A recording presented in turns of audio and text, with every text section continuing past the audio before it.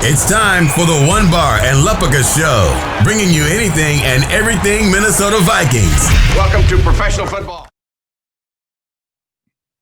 All right, welcome back to the One Bar and Lupica Show. I am One Bar, and in this episode, we're going to be talking about three Vikings, three of them that are overachieving so far in the 2020 season, in a season where the Vikings are not off to a good start. It's a little difficult to pull out three guys who are overachieving, but they are, and they deserve a little bit of love because it doesn't seem like they are. Well, at least some of these guys aren't. So let's get right into it. Three guys that are playing a little better than expected, and I'm going to start off with one that almost was not a Viking come the start of the season. It's Riley Reiff. Riley Reiff, how are we not giving this guy more love than he's getting? 31 years old. This is his fourth season with the Vikings. Vikings gave him an ultimatum, basically take a pay cut or he's gonzo, which, to think back to that, if we actually were to have let him go, could you imagine how much even worse our offensive line would be? Riley Reiff, he is never going to be a superstar, complete shutdown left tackle, but he's always going to be that guy that just performs, does a good job. And I would say he's playing above average. This might be one of his best years he's played with the Vikings. 0 penalties, 0 sacks given up.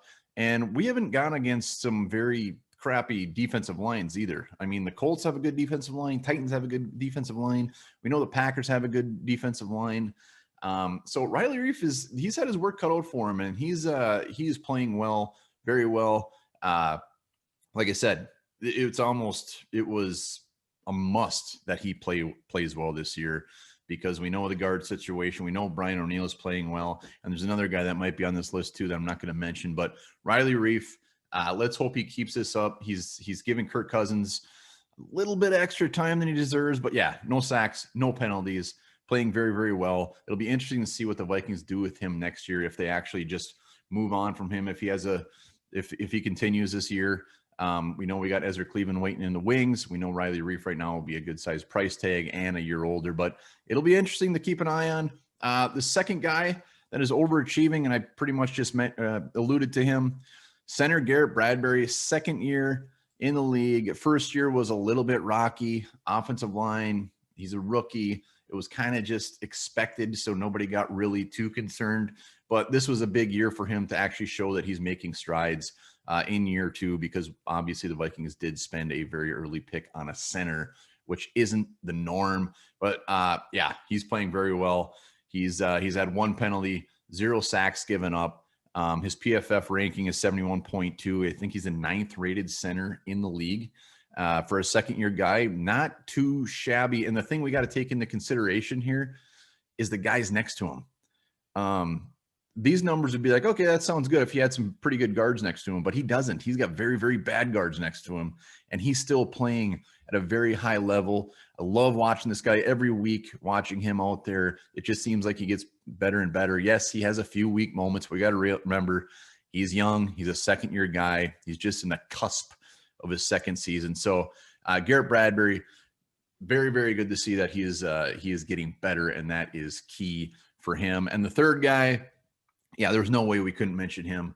Overachieving. Yes, he is a rookie, but he is a wide receiver. Justin Jefferson, rookie wide receivers.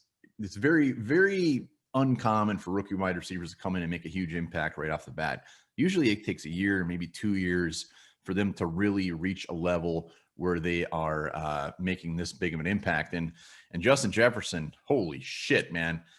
20 targets on the season, 16 receptions out of those targets, 348 yards, 1 touchdown. He's got the swagger. He has solidified himself as that number 2 receiver. He's solidified himself as one of the best weapons on the Vikings only through 4 weeks. And we got to remember, those first 2 weeks, he was still the 3rd receiver on this team and wasn't really out there a ton. So I think he is going to continue to explode throughout the season. Like I said, to have a rookie wide receiver with in a draft class where there was guys ahead of him, CeeDee Lamb, Henry Ruggs, that were expected to just be much better.